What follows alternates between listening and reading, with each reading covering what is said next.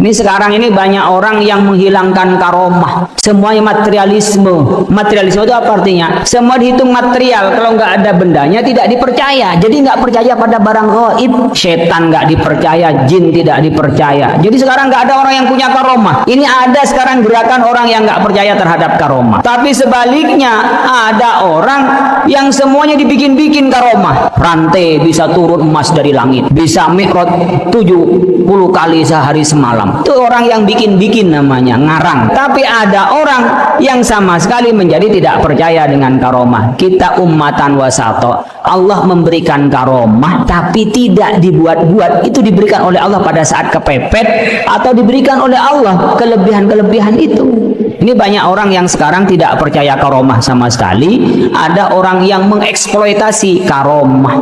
Ini biasanya ketika perdebatan soal wali, persoalan habaib, ini udah kemana-mana ini. Perdebatannya jadi nggak jelas. Saya ingin sampaikan, percaya habaib itu bukan rukun iman. Jadi tidak membatalkan Islam. Jadi tidak usah dipaksa-paksain mau percaya habaib ya silahkan. Nggak percaya habaib ya silahkan. Memang kita menghormati Rasulullah dan keturunannya, kita hormati. Contohnya ila hadratin Nabi Mustafa Muhammadin sallallahu alaihi wasallam wa ala alihi wa ashabi wa dzurriyyati. Itu cara menghormati kita. Kita menghormati. Tapi tidak berarti keturunan Nabi itu lebih mulia daripada orang yang bertakwa dan berilmu. Karena orang yang bertakwa dan berilmu melebihi dari keturunan itu. Bahkan keturunan itu kalau tidak beriman kepada Allah dan Rasulnya, itu juga tidak akan mendapat syafaat dari Rasulullah Sallallahu Alaihi Wasallam. Ini harus kita sampaikan. Jadi kalau yang mau percaya dengan habaib silahkan, karena taklid umpamanya kepada ulama-ulama yang percaya pada habaib, umpamanya dengan Ba'alwi, silahkan. Ada yang percaya, ada yang tidak percaya karena tidak menemukan referensinya, haknya dia. Dua-duanya tidak batal imannya karena percaya kepada keturunan Nabi yang mana itu tidak termasuk rukun iman, sehingga tidak membatalkan keislaman kita. Yang penting kita jangan sampai maki-maki, ya. Siapapun yang baik, siapapun yang berilmu, yang takwa kepada Allah, Allah akan angkat derajatnya dan kita hormati karena Allah menghormati. Yarfa'illahu alladhina amanu minkum walladhina utul ilma darajat. Tapi kalau siapapun yang tidak baik, tidak beriman kepada Allah dan Rasul, tidak berilmu, kita hargai saja. Mau keturunan siapapun, tidak peduli keturunan siapapun, kita sama-sama. Kullukum min Adam wa Adam min turab. Semua dari Nabi Adam dan Nabi Adam itu dari tanah. Tidak ada lafaz la baina arabiyyin wala ajami, tidak ada bedanya. Mau Arab, mau Ajam itu sama, illa taqwa, kecuali takwanya. Maka disebutkan alladzi khalaqal mauta wal hayata liyabluwakum ayyukum ahsanu amala. Dihidupkan, di kita hidup ini, mati ini, yang dilihat oleh Allah apanya? Ahsanu amala, yang paling baik amalnya, bukan ahsanu nasaban, bukan yang nasabnya paling baik. Enggak ada. Makanya anak di sini hafalan Quran, pinterin baca kitab, belajar SMP, SMA umum, nanti jadi orang alim, jadi orang bertakwa, Allah yang akan mengangkatnya di hadapan manusia. Makhluk Allah nggak ada apa-apanya, yang penting Allah mengangkat derajat kita, akan diberikan derajat oleh Allah Subhanahu wa Ta'ala. Ini harus ditanamkan kepada kita semua. Siapapun akan mulia kalau bertakwa, dan syaratnya takwa adalah iman kepada Allah dan berilmu kepada Allah dan mengamalkan ilmunya, baru jadi orang bertakwa. Jadi nggak ada lafaz lah mau yang jelek, mau yang putih, mau yang hitam, nggak ada bedanya di antara kita. Kita punya kesempatan yang sama untuk berada di sorga Firdaus. Untuk masuk sorga kita punya hak yang sama, tidak ada bedanya kita. Semuanya harus punya tiket apa? Iman, Islam, dan ihsan. Punya ilmu, punya iman yang kuat, mengamalkan ilmunya dan mengajarkannya. Ini harus dipasarkan pada kita semua. Sebelum kesini pengurus MWC ngobrol dulu, tanya-tanya apa sebenarnya yang menjadi latar belakang kiai meneliti daripada nasab Ba'lawi ini. Sekarang saya jawab, saya dulu husnuzan bahwa para Ba'lawi ini yang ada di Indonesia betul keturunan Nabi. Bahkan banyak yang datang ke rumah saya sering sekali. Para Ba'lawi ini ada yang hanya silaturahmi, ada yang minta amplop dan lain sebagainya. Biasa-biasa saja. Itu sudah lama. Tapi kemarin-kemarin, 1 tahun kemarin saya lihat ini kok kayak tidak nyambung antara akhlak yang ditampilkan di hadapan publik dengan pengakuan sebagai keturunan daripada baginda Nabi besar Muhammad sallallahu alaihi wasallam. Akhirnya karena itu kemudian saya penasaran, apa betul para Ba'lawi yang dipanggil Habib ini adalah keturunan Nabi? Saya mencari di internet silsilah mereka. Ketemulah salah satu silsilah tokoh dari Ba'lawi.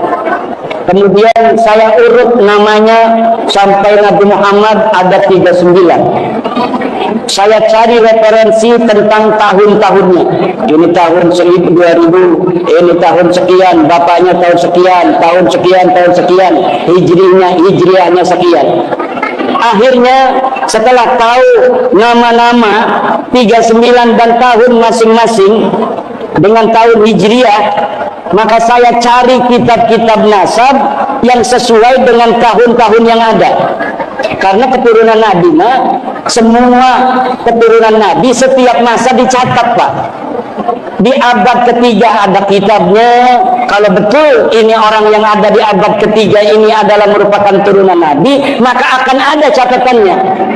Di abad keempat banyak kitabnya, di abad kelima juga banyak, di abad keenam juga ada, di abad ketujuh juga ada, abad 9 ada, sampai abad sekarang ini anak keturunan Nabi yang ada di Saudi Arabia dari golongan marga Al-Abdali Al-Auni yang paling sahih, kemudian dari Az-Zaidi yang ada di Yaman ini yang sahih nasabnya adalah Az-Zaidi, dari nasab keturunan para imam-imam Zaidiyah yang ada di Sana'a. Itu terbukti dalam setiap generasi sampai hari ini. Yang sedang perang dengan orang-orang Amerika, yang sedang perang dengan orang-orang Israel, yang sedang perang dengan Inggris, itu adalah keturunan Nabi asli yang ada di Yaman dari suku Al-Hausi.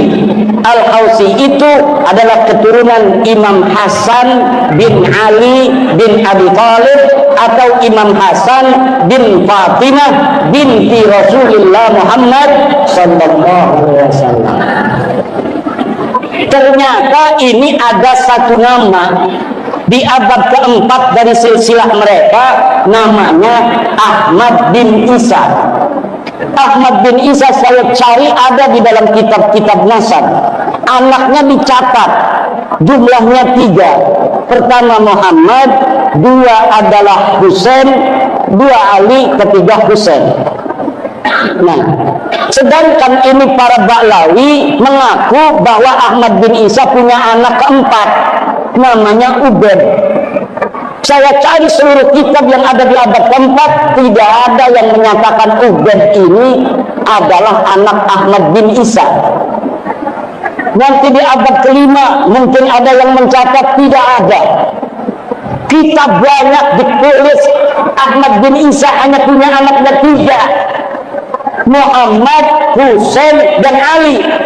Di abad yang ke-6 saya cari tidak ada. Di abad ke-7 semuanya Ahmad bin Isa keturunannya dicatat, sampai keturunan yang ke-5, ke-6, sampai hari ini itu sudah ada catatan abad ke-15 keturunan Ahmad bin Isa dari anak yang bernama Muhammad, dari anaknya yang namanya Ali, dari anaknya yang namanya Husain. Tapi dia dicatat tidak punya anak bernama Ubaidullah. Lalu dari mana mereka mengaku selama 550 tahun nama Ubaid tidak ditulis sebagai anak Ahmad bin Isa? Pada abad 9 mereka bikin buku sendiri. Jadi pencatat nasab keluarga Rasul itu mencatat Ahmad tidak punya anak namanya Ubaid, dia mencatat sendiri. Kakek saya namanya Ubaid. Ubaid ini anak daripada Ahmad.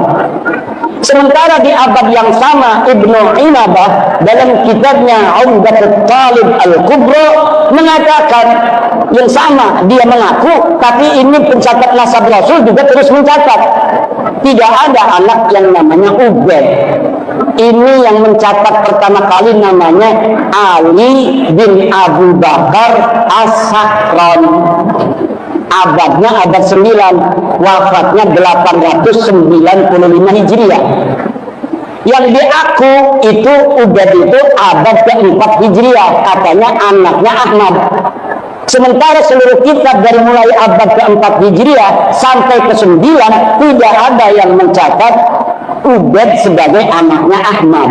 Baru pengakuannya pada tahun 895 Masehi, 895 Hijriah. Saya katakan begitu. Akhirnya marah-marah sama saya. Katanya Dajjal itu. Foto saya sekarang, Bu, itu dibikin-bikin oleh mereka, matanya cuma satu. Saya juga melihatnya kaget. Tapi demi kebenaran, maka saya sampaikan, kalau ada kiai-kiai kita yang masih menggunakan kitab nasab abad 9, abad 10 yang menyatakan mereka ini ada keturunannya sampai Rasulullah, itu karena memang mulai ditulisnya pada abad 9 Hijriah, mereka ngakunya tuh pada abad 10 Hijriah. Mereka ada di Yaman. Ahmad bin Isa ini adanya di Madinah. Ahmad bin Isa ini orang Madinah. Tidak ada berita Ahmad bin Isa ini pindah ke Basrah, dari Basrah kemudian pindah ke Yaman. Bahaya. Lalu bagaimana dia sekarang ngomong Ahmad bin Isa ini pindah dari Basrah kemudian ke Yaman? Kata saya, mana buktinya? Ini buktinya, ada makamnya. Saya cari makamnya di kitab-kitab. Dia kan meninggalnya tahun 345, kata Ba'lawi. Saya cari di abad itu, abad keempat, kitab-kitab sejarah Yaman yang ditulis banyak sekali.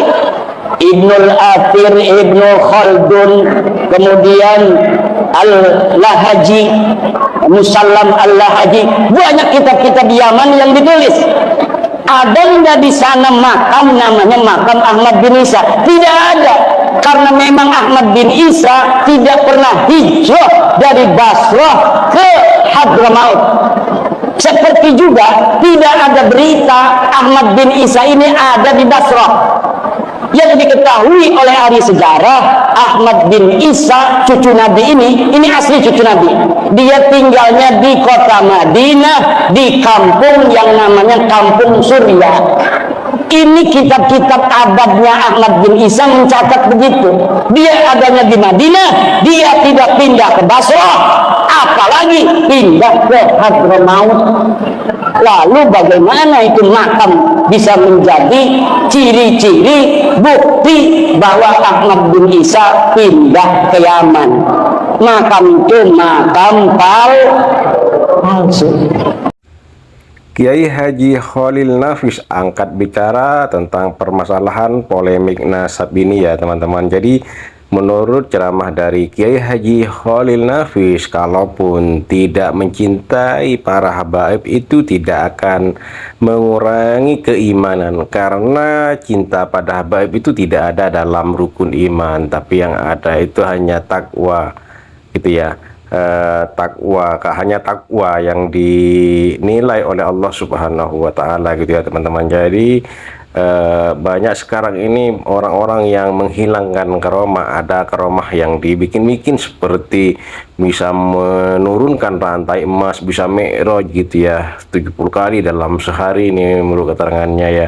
Tergantung, terserah katanya ya, mau mencintai habaib silahkan, tidak mau mencintai habaib silahkan, itu tidak ada pengaruhnya dengan keimanan kita. Dan di sini ada ceramah dari Kiai Haji Imaduddin Usman Al-Bantani ya, yang mana dalam setiap ceramahnya Kiai Haji Imaduddin Usman Al-Bantani mengatakan bahwa klan Ba'alawi ini terputus atau tidak tersambung kepada Rasulullah Shallallahu Alaihi Wasallam.